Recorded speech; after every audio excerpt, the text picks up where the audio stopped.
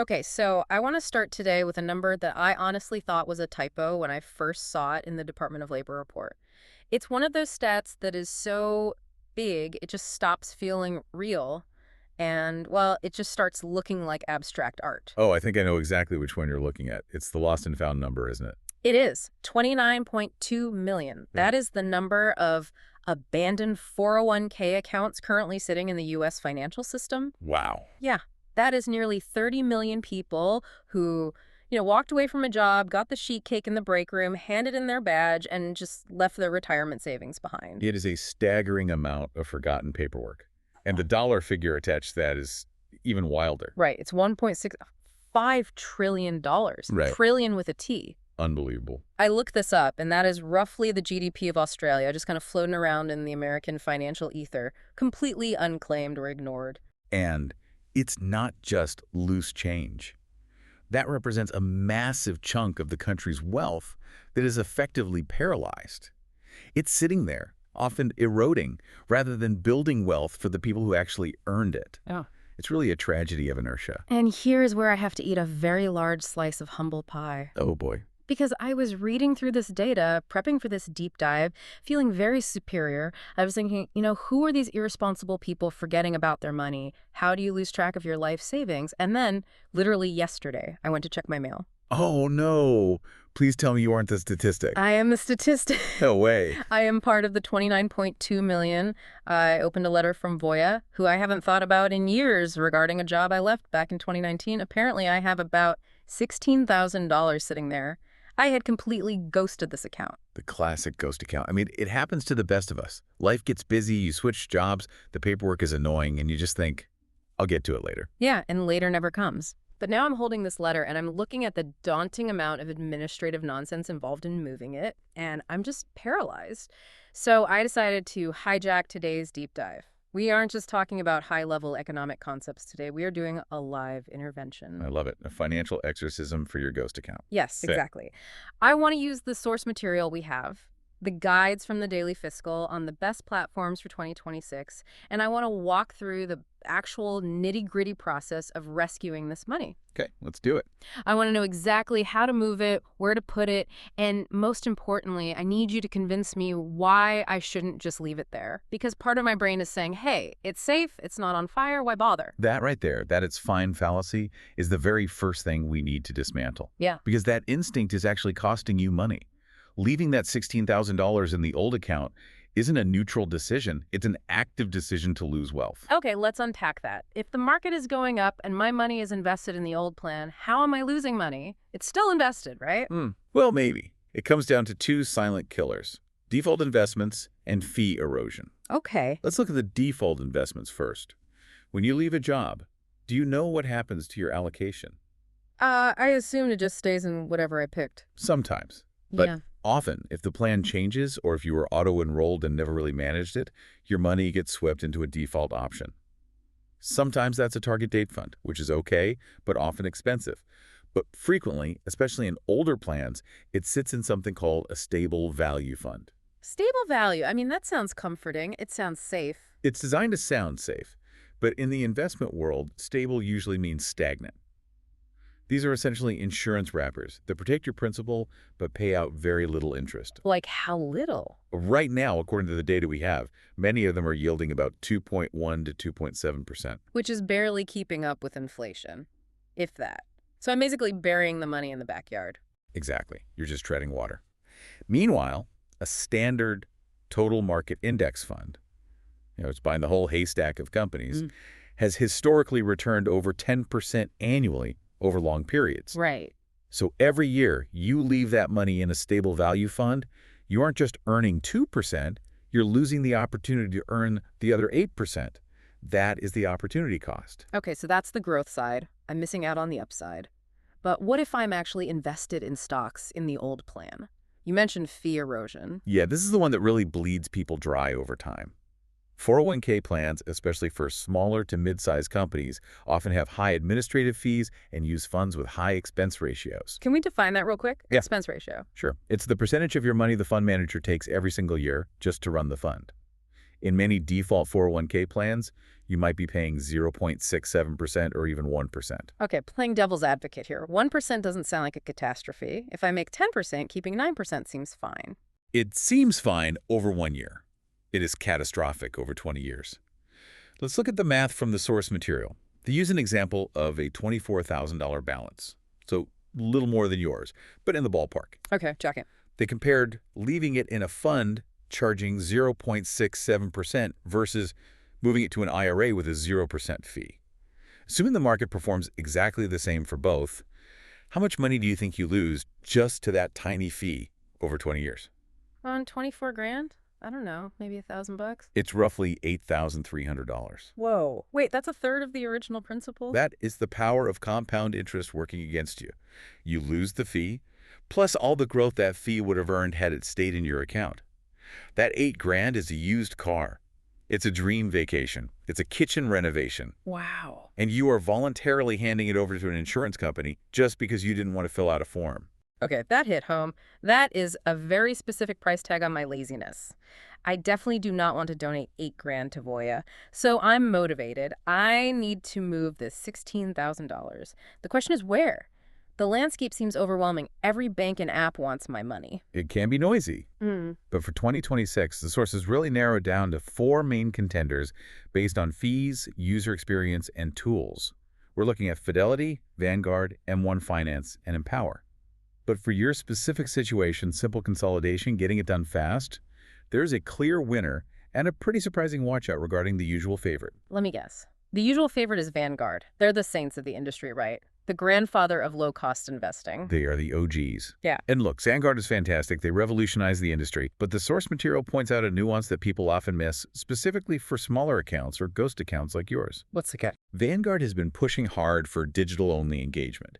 They have introduced a fee structure where if your account is under $1 million, which implies most of us, they charge a $20 fee per year per fund within the account. Wait, $20 per fund? So if I have a standard 3-fund portfolio like U.S. stocks, international, and bonds, that's $60 a year. Exactly. Now, to be fair to Vanguard, they waive this fee entirely if you opt into electronic statements.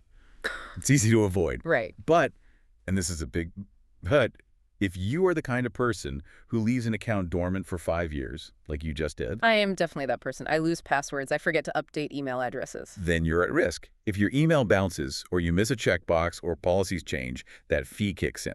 And on a $9,000 or $16,000 account, a $60 annual fee completely wipes out the benefit of their low expense ratios. Jacket? It's a gotcha that hits the smaller investor hardest. That is genuinely surprising. I always equated them with the absolute floor on costs. So if Vanguard has that hurdle, who does the source recommend for a set-it-and-forget-it person like me? For pure consolidation, the source is pointing heavily toward Fidelity. Why them specifically? A few reasons. First, the barrier to entry is non-existent. No account fees, no minimums. You can open the account with a literal penny.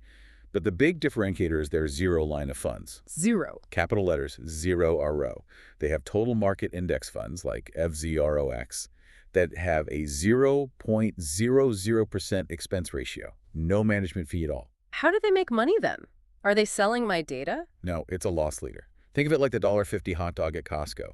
They lose money on the hot dog to get you in the store, hoping you'll buy a 60-inch TV or use their advisory services later. Right, that makes sense. For you, the savvy investor, you can just eat the hot dog and leave.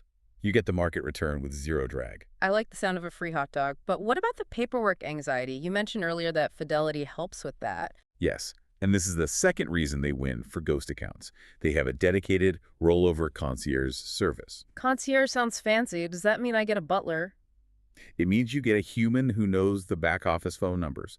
They can actually patch into the call with your old provider to help navigate the jargon. The data shows that using a service like this cuts the average processing time down from 24 days to 17 days. Okay, shaving a week off the process and having someone hold my hand sounds pretty good. But before we lock that in, what about the other two? You mentioned M1 and Empower. Who are those for? Quick summary. M1 Finance is for the automator. If you want to build a specific pie of investments, say 10% Apple, 20% crypto, 70% index funds, and have every dollar automatically split up that way, M1 is elegant. but they don't really do mutual funds, only ETFs. Got it. And Empower. Empower is the dashboard king. They bought Personal Capital a while back. They are the best for seeing your entire net worth, your house, your debt, your 401ks in one visual. But here's the hack. You don't actually have to move your money there to use the tool. Oh, nice. So I can use Empower to track everything for free, but move the actual cash to Fidelity to save on fees. Precisely. That's the optimal play for 2026. Okay, I'm sold on the destination. I'm going with Fidelity. Now I'll get to the part that actually makes my palms sweat, the mechanics. I have this letter from Voya. Do I just call them and say, hey, send me my money? No. Stop right there. That is the single biggest mistake people make. Do not, under any circumstances, have the check made out to you personally. Why? I'm trustworthy. I'll deposit it. It's not about trust. It's about the IRS. If the check is made payable to you, that is called an indirect rollover. And by law, Voya must withhold 20% of your balance for federal taxes. Wait, they take the money out before I even get it? Yes. So on your $16,000, they would keep $3,200. You would receive a check for $12,800. But I'm putting it back into a retirement account. It's not income. The IRS doesn't know that yet. Here is the trap. To avoid a tax penalty, you have to deposit the full original balance, the full $16,000 into the new Fidelity IRA within 60 days. But I only have $12,800 because they took the rest. Exactly. You have to come up with that missing $3,200 from your own checking account to make the IRA whole. Then you have to wait until tax season next year to file your return and get that money back from the government. That sounds like a total nightmare. I absolutely do not have $3,000 lying around to loan to the U.S. government interest-free for a year. Most people don't. And if you don't replace that money, the IRS counts that missing $3,000 as an early withdrawal. So you pay taxes on it, plus a 10% penalty. You literally lose money for no reason. Okay, scare tactic, highly effective. I want to avoid the indirect rollover at all costs, so I need a direct rollover. Walk me through the steps. I'm writing this down. Step 1. Step 1. Open the Fidelity Traditional IRA first. You cannot move the water until you have a bucket to catch it. You can fund it with literally $1 just to activate it, or just leave it at a zero balance for a day. Done. Easy enough. Step 2. Step 2. Contact Voya. You can try their online portal, but for these older accounts, calling is often safer to ensure you get the coding right. You tell them, I want to do a direct rollover to an IRA. And this is where I need the specific wording for the check, right? Correct. This is the magic spell. You tell them to make the check payable to Fidelity Investments, FBO, and then your name. FBO. FBO. It stands for benefit of. That little acronym acts like a shield. It tells the IRS this money is not touching the account holder's hands. It is going from one tax-sheltered vault to another. When you do that, there is zero withholding. Okay, Fidelity Investments FBO host. Got it. And then do they mail it directly to Fidelity? Ideally, yes. But be warned, many old-school providers will still mail the check to your house, even if it's made out to Fidelity. That seems really inefficient. It is. If that happens, don't panic. You just get the check, don't sign it, don't cash it. You just put it in a new envelope and mail it to Fidelity. Or use their mobile app to deposit it if the amount allows. Okay, so call Voya, use the magic FBO words, wait for the check. Is that it? Am I done? Not yet. There's a critical final step that people forget, and it is heartbreaking when they do. What's that? When the money arrives at Fidelity, it does not automatically invest itself. It will land in your account and sit in a core position. This is basically a money market fund. It's just cash. Oh, so I could do all this work, move the money, and then 5 years later realize it's still sitting in cash, earning maybe 4%, instead of actually growing with the market. It happens all the time. We see people who think they bought the market, but they really just funded the account. You get to log in, see that the funds have cleared, and actually execute a buy order for that index fund like the FZRX we talked about. Yeah. You have to put the money to work. Okay, that is a crucial tip. I'm circling that in red ink right now. Don't leave it in cash. Now, before I fully commit to this plan, I have one other option I want to run by you. Sure. I have a 401k at my current job. It's active. I contribute to it every single month. Can't I just roll this old Voya money into my current plan? Wouldn't that be easier than opening a whole new Fidelity account? It is a very common question. It's called a roll-in. And the honest answer is probably not. Why not? It keeps everything in one place, one login. It does. But you are trading convenience for quality. Think of your current employer's 401k like a restaurant menu. You can only order what the chef decided to cook. Maybe there are 20 funds, maybe 40. Some might be great, some might be really expensive, but you are absolutely limited to that list. And the IRA. The IRA is the grocery store. You can buy literally anything. You can buy individual stocks, ETFs, cheap index funds, crypto ETFs, whatever you want. So I just get more choice in the IRA. More choice and usually lower fees. Mm. Unless your current employer is a massive, massive corporation, like a Fortune 50 company, that has access to institutional class funds with practically zero fees. The retail IRA at Fidelity is going to be cheaper. Is there any reason I should use the current employer plan? There are two main exceptions. One is legal protection. 401ks have slightly stronger protection against creditors and lawsuits than IRAs in some states, but the big financial reason has to do with high earners. Oh, the backdoor Roth. Exactly. If you earn too much money to contribute directly to a Roth IRA, you have to use a strategy called the backdoor Roth. Basically, you put money in a traditional IRA and immediately flip it to a Roth. Okay, I follow. But if you already have a bunch of pre-tax money sitting in a traditional IRA like this $16,000 rollover, the IRS creates a huge mess. They apply the pro rata rule. They force you to pay taxes on a portion of the conversion. It's complicated, but the short version is, if you plan on doing backdoor Roth conversions, you do not want any money in a traditional IRA. You want to hide it in a 401k. Okay, that is really good to know. I don't think I'm hitting those income limits just yet, so for me, the flexibility and low fees of the Fidelity IRA definitely win out. Agreed. For the vast majority of people, the IRA is just the cleaner, cheaper, and more flexible move. Okay, that settles it. I have my battle plan. I'm opening the Fidelity account today. I'm calling Voya tomorrow. I'm using the FBO language. And I am absolutely investing the money once it lands. Simple, systematic, and profitable. Honestly, just talking through this, I feel so much better. It's not just about the $16,000, though that is obviously very nice. It's about getting rid of that nagging feeling in the back of my brain. It's mental clutter. We really underestimate how much energy it takes to unconsciously track these loose ends. You know, oh, right, I need to find that password. Oh, right, I need to check that balance. By consolidating, you get one login, one tax document form 5498, and one less thing to worry about. It's a quality of life upgrade just as much as a financial one. So, for everyone listening, if you're like me and you know you have a ghost account haunting you somewhere, here is your 30-day challenge. We are keeping it simple. Week 1, inventory. Find the old papers. Open the destination account at Fidelity or wherever you choose. Week 2, the call. Do the paperwork. Use the concierge if you need to. And week 4, invest.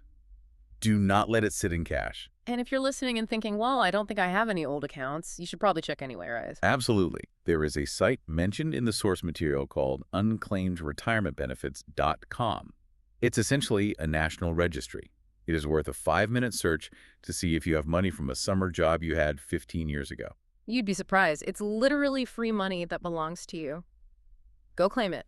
And thank you for walking me through this intervention. I actually feel ready to face the music and get this done. You've got this. Let's get that money compounding again. And to you listening, thanks for diving deep with us. Go find your treasure and we'll catch you on the next deep dive.